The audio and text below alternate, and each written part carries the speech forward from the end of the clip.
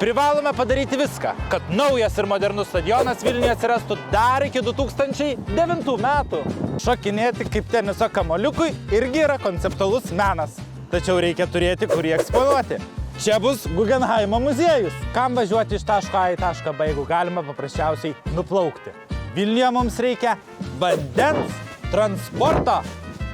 Arba dar geriau, paverskime Vilnių Veneciją. Juk čia puikiai tiktų svajingai plaukiančios gondolos.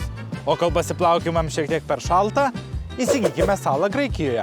Ir miestui puikiai reklama, ir vilniečiams saulės daugiau. Neapsiribokime autobusais ir troleibusais.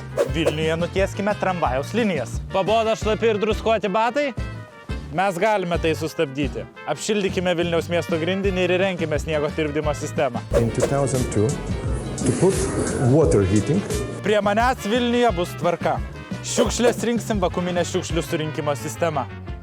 Tai nebuvo mano rinkiminė programa. Vilniaus miesto mero rinkimuose ir vėl dalyvauja Artūras Zuokas. Profesionalus pažadų dalintojas, be jokios sąžinės graužaties meluojantis apie fantastiškų projektų įgyvendinimo perspektyvas.